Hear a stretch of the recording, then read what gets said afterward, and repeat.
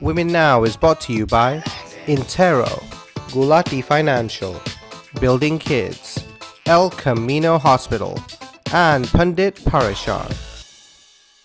Welcome back to Women Now. Hope you had a great start to your weekend. Let's spice it up a little more with our take a stand on much talked about issue of Devyani, who was the Assistant Consul of India at New York until late last year. Then we take you on our fascinating journey with Smita and finally wrap up the show with our hallmark of the week, Neel Parekh. So don't go anywhere, stay with us.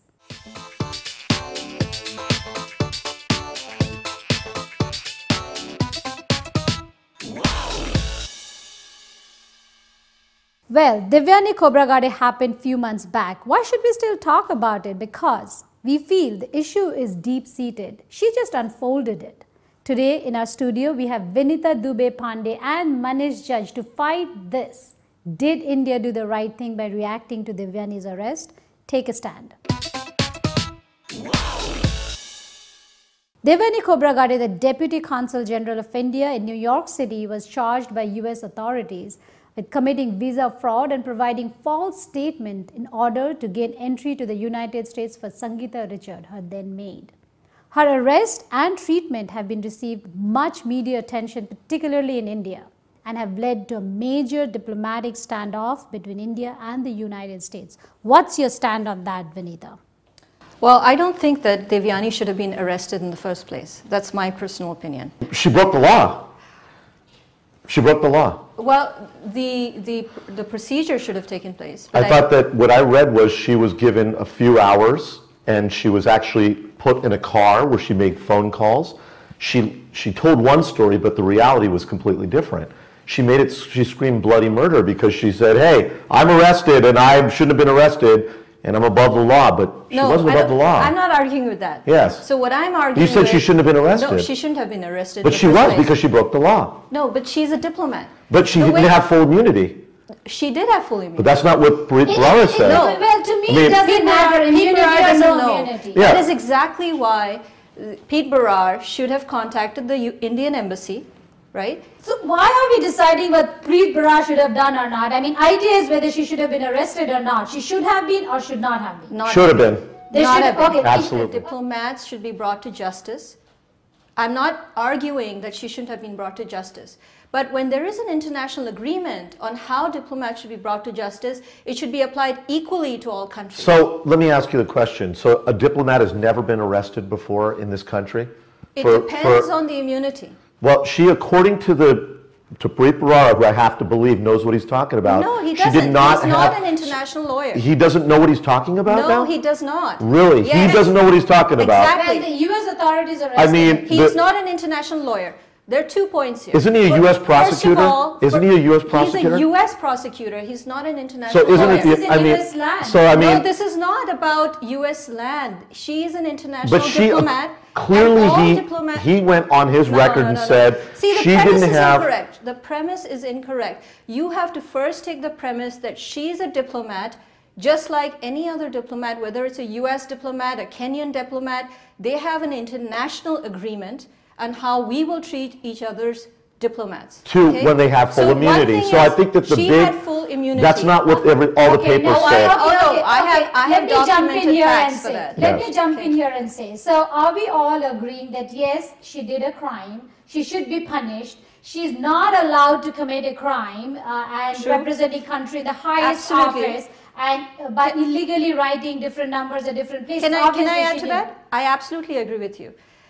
When countries are friends, there are exceptions, and there's a nod-wink principle. Are you saying let me tell you this. But you're saying that that's okay? When countries are friends, things are allowed, which are exceptions. And here's what the problem is. Here's what the problem is. India is based on the whole way the system works is based on entitlements. She is the daughter of a great guy who's an IAS guy or whatever the heck she was. So therefore, it's okay for her. That is what's the problem with India, that ministers' kids commit murder, rape, the whole 9 yards, No, they get away with let's stick it. on the point. No, I mean, but I'm sticking to the point that is she has been brought up with this idea of entitlement, that because she's the daughter of somebody who's well-placed, she has a right to do what she wants. I am going back to the point here. The point is that India reacted to the way she was arrested. That is how the whole thing So that's ridiculous. Was there any No way. situation? No way. Okay, let me ask you No this. way. Okay, let me ask you When this. you are Okay, time out. Let me ask you this. Was there any point in time that she came out openly and said, yes, this was not the right No, order? she screamed bloody murder. No, oh my God, they stripped me. Oh my God, they arrested me. Yeah, but and she lied about everything. She was full of it. She never came up in the open and said, yes, this was not the right thing. Because she doesn't have to, because her daddy's going to save her. All of you are giving examples of other countries where murders happened, this happened, and that happened. Why are we talking about that now? Let us all say, yes, she was in a country where salary and wages were supposed to be something. She wrote a different number. She committed crime. She did a mistake. But yes, now we will try talk about how it can be resolved. It should not have been a point discussion for a nation like India and blown it up out of proportion and out of extent. So everyone now thinks India thinks is barbaric by the reaction. It was handled was India incorrect. didn't react to the medical student who got raped this way. They reacted to, imagine this, a medical student gets raped and killed and no one says a damn thing. And no, but I'm just saying, and then this happens and they bulldoze they want to bulldoze the embassy. They're going to give her a Hallmark card and roses when they arrest her. Both US and India are at fault here. If you have found a practice which was being, kind of okayed by US and US embassy was fully aware of it, you should have notified the Indian embassy and you should have notified the Ministry of External Affairs saying, we have caught your maid doing this. We know this is a practice that we've allowed unofficially, it's all about and we punishing need to fix somebody it. who does something wrong. The way is not the point over here. You have to punish people who commit crime. India and US could have taken care of this without breaking the relationship. So that's about it. Thank you guys for joining us. Thank you. Thank you.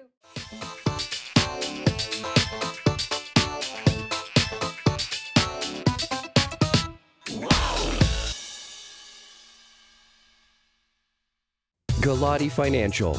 We work with an independent broker-dealer with no predisposition towards any firm or products. Unlike large Wall Street firms who may have a conflict of interest, we truly represent you with no bias whatsoever. Our value offerings are customized to your personal needs. Our systems are transparent and inspire complete confidence in our clients. We've been doing what is right for you since 1982. We are always here for you.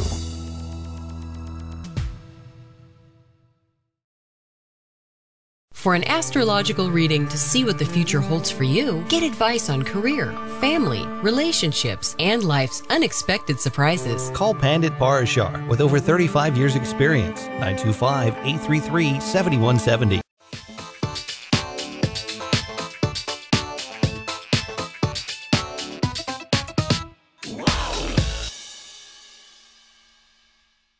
Hello everyone and welcome back to Women Now. Now this show is all about Natak or drama or play or theatre. Natak was started in 1995 by two students, one from the University of California in Berkeley and the other from Stanford. So let's wait till the show begins.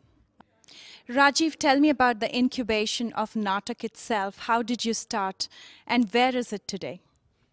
It has been 18 years, 44 plays, 164 shows, more than 35,000 audience. That's where it is today.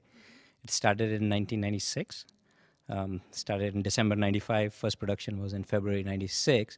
It was started by two IIT students, IIT Delhi students specifically, Sujit Saraf and Sanjay Rajgopalan, who were doing, college ke zamane mein jo theater karte hain. So they were doing theater there. And in late 80s and early 90s, and it so happened that both of them arrived for their PhD. Fast forward few years, one of them was at Stanford, one was at Berkeley. They said, "Arey, we are together.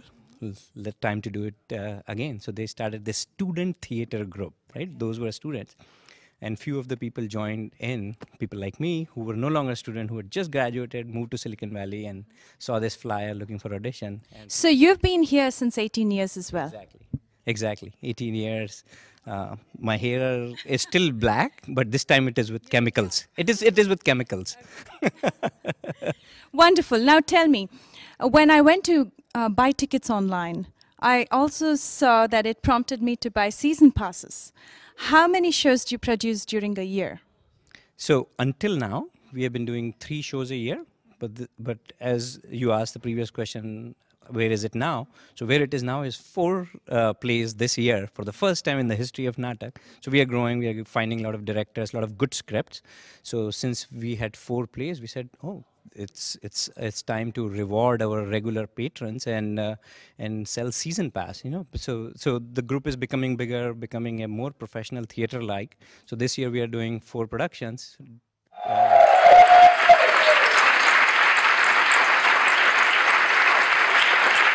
Alka, you're producing this current Naatak, which is Party. Yes. What is it that you enjoy about production? I enjoy seeing the whole production come together, different aspects of it. The producer basically is responsible for every other aspect of the play other than the creative aspect of it, I guess. That's the director's role. And what are the challenges of producing something that goes live as opposed to, you know, being recorded in the past? I guess the challenges are, like you said, a live performance. You don't get a retake. What it is what it is. If something goes wrong, it goes wrong. And I guess we try and fix it for the next show. But otherwise, once the stage is set, it's pretty much in the actor's hands to make it happen. तुम्हारा नाम क्या है? माधुरी। वैसे ही माधुरी दीवाना की ओर खिंची चली आई है। Tell me, how much of prep work is necessary to act in a theater, and what do you actually do on the day of the play? Difficult question. Number of questions. So here it is. Depends. If you are new, then of course you need quite a bit of it. But I have been acting with Natak for the last 10 years. So we know the way it works, how we all interact, what are the arrangements and what are the things. So still it takes, if you talk about formal practice, it's 2 to 3 months. So it's a good amount. Is that for one play that you take 2 to 3 months? One play, yes. And do you ever get scared, what if I fumble on stage? And if you do, what do you do? So with time, you develop your own tricks that how you're gonna recover from there, and it becomes your personality. As a matter of fact, then you eventually you're integrated with the character right on the spot. Give us your favorite dialogue from this play. Yes. क्या वाकई समझ लिया है? और अगर वह सत्य मेरे सामने आकर अचानक खड़ा हो जाए तो उससे आंख मिलाने की हिम्मत मुझ में है? नो बसंती, नहीं। मैं पिछले 20 साल से सत्य को सिर्फ समझने का आभास बनाता रहा हूं। Ravi, you've directed 3 plays with Natak. What is different about this particular play, Party? Every play is very different. And this play, I don't know if you know it, this play is about a group of people who are all theater people themselves. And it's a party of people who themselves are part of the world of art, the world of theater. And so, in a sense, it tends to relate to all of us. It tries to bring out the pretensions of the people who should be at least committed to their art. Puneet, you're already getting into your character. Tell me about your role in Party. This is the role of a playwright who is very full of himself, bordering on the arrogant, if you will. He's very successful. He's wealthy. He's a little loud. If you stay and watch the show, hopefully you will get that message. And he has been very successful commercially, but craves for that critical acclaim that has been eluding him. And he believes people do love him because he's popular, but he is not quite there with the intelligentsia, if you will, or with the pseudo-intellectual crowd that likes to opine on things such as theater and writing and so forth. So that's the character I'm playing. Now you're fully dressed. You're ready to go on stage. How long did it take you? Oh, not very long at all. Rajiv was in there a minute ago and I was not dressed, and he's like, "Are you ready?" I said, "Give me 5 minutes, I'll be out there." The only real dressing part that has occurred here is my hairpiece, because my normal appearance is a clean-shaved head. You know, as I like to tell people, I like to present a blank canvas to my director so they can paint whatever they wish to.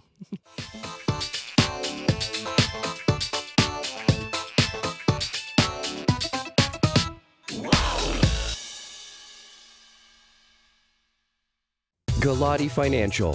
We work with an independent broker-dealer with no predisposition towards any firm or products. Unlike large Wall Street firms who may have a conflict of interest, we truly represent you with no bias whatsoever. Our value offerings are customized to your personal needs. Our systems are transparent and inspire complete confidence in our clients. We've been doing what is right for you since 1982. We are always here for you.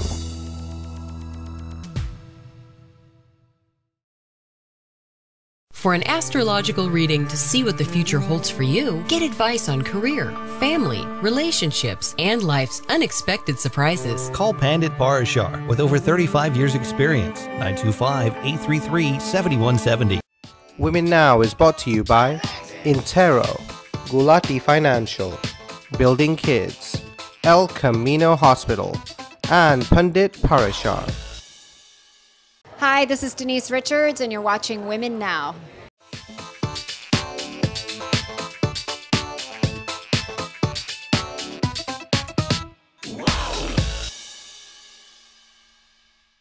Neel Parekh is an attorney by education and a digital content strategist by training, a social innovator at heart. She founded InnovateSocial.com. Neetal currently serves on the executive committee of MIT Stanford V-Lab and the advisory board of New Leaders Council, Silicon Valley. Neetal, welcome to Women Now. You are the Women Now hallmark for this week. You look gorgeous. Oh, thank you. It's an honor to be here, and you look really elegant. So it's nice thank you. Now, tell me in your mind, what has been your biggest accomplishment, you think? I think that the biggest accomplishment really has been bringing people together behind big ideas, if that makes any sense. But I think, I don't know if any single thing I've done has been that great, but I think when I've been able to bring people together and work on an idea that was bigger than ourselves, those things have been the most rewarding. And now, while you work, do you have a role model, someone that you want to be like? Yeah, I think so many instances in life you can kind of find role models and everything. You know, there's that saying that you can look and find God in everyone you meet, and I feel like it's similar to a role model. Close to my heart, of course, are my mom and my sister. I think I get a lot of my cues from them, or how to be a better person, or but I think really you can find role models, in everything that you do, and right, totally. I completely agree. The people you meet all of a sudden out of nowhere, even a child, I feel like there's so much to learn from that person. Now, what inspires you? What keeps you going? What do you wake up for? Yeah, that's a great question. I think the idea that we live in a place that we can kind of chart our own path, I feel like that's very inspiring. So in some ways, we have a blank slate that we can kind of figure out what that will be. I think I've taken a lot of risks and leaps of faith in my life. So some of those things haven't worked out the way, the ideal, but the potential for everything is what that is inspiring, especially when you think that you can combine creating something that's valuable, but also creating a positive impact. I think that is a very inspiring and propelling kind of energy. You mentioned a very important thing. You've tried many risks, and it's not that every time you've succeeded, you failed too. Now, how do you pick yourself up from that position and move on? I mean, what do you tell yourself? That you failed, but you must go on. What do you tell your mind? During Martin Luther King Day, which was just recently, there was a quote by him that I found that I feel like just really spoke to me with regards to this. He says, he said, if you can't fly, run. If you can't run, Yeah. walk. If you can't walk, crawl.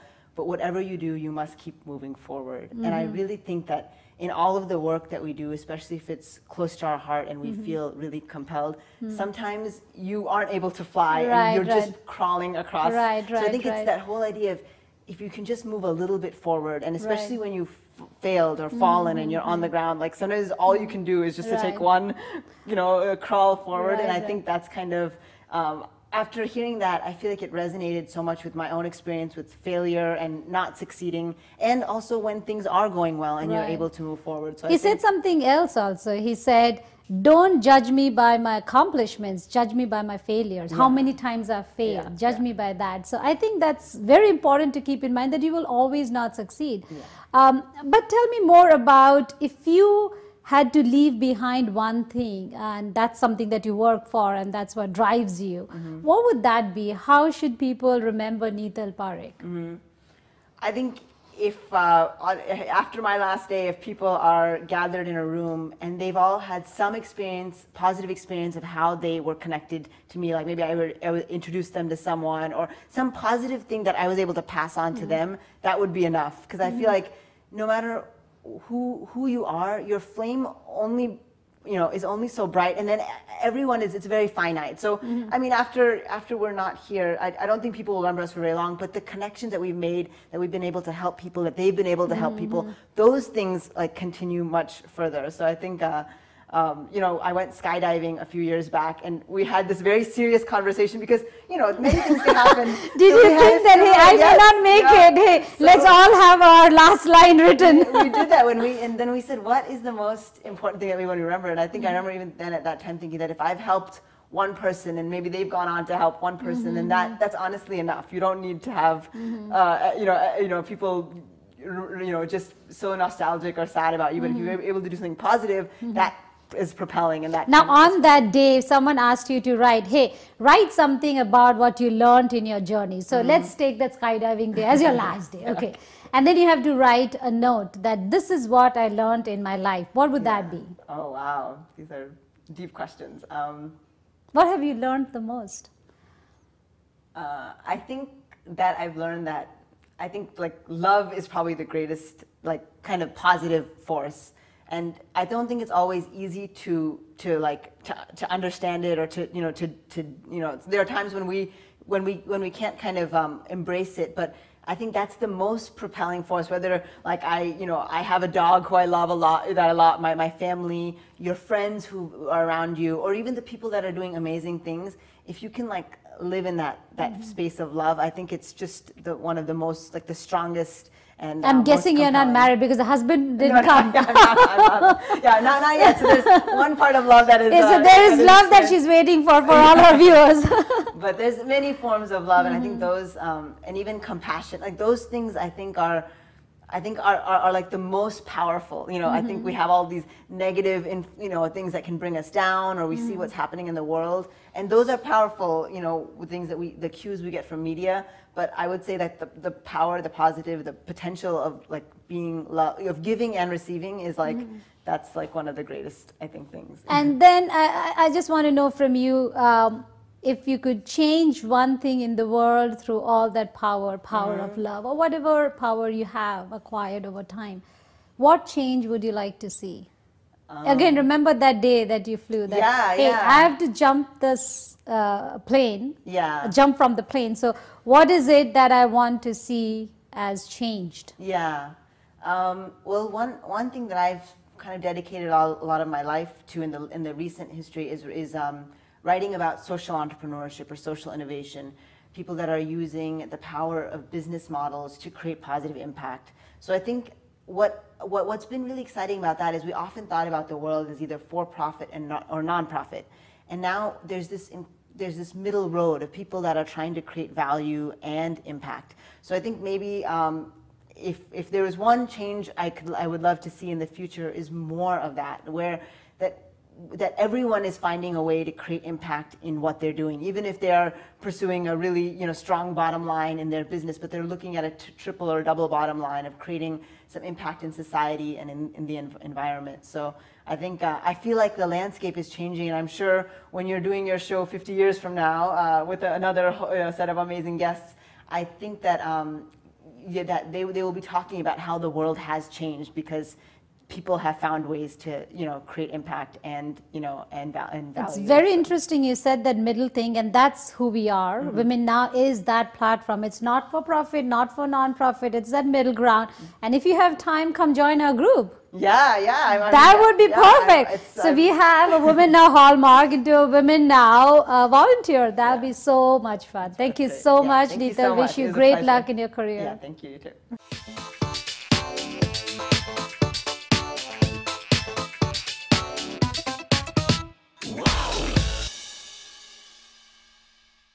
Well, it's time now to say goodbye, but before we let you go, here's our quote of the day. Always continue the climb. It's possible for you to do whatever you choose if you first get to know who you are and are willing to work with a power that is greater than ourselves to do it. Thanks for watching us today. We'll see you next week, same time, same place. But don't forget to write us what you thought about the show at info@womennow.tv. Take care, everyone.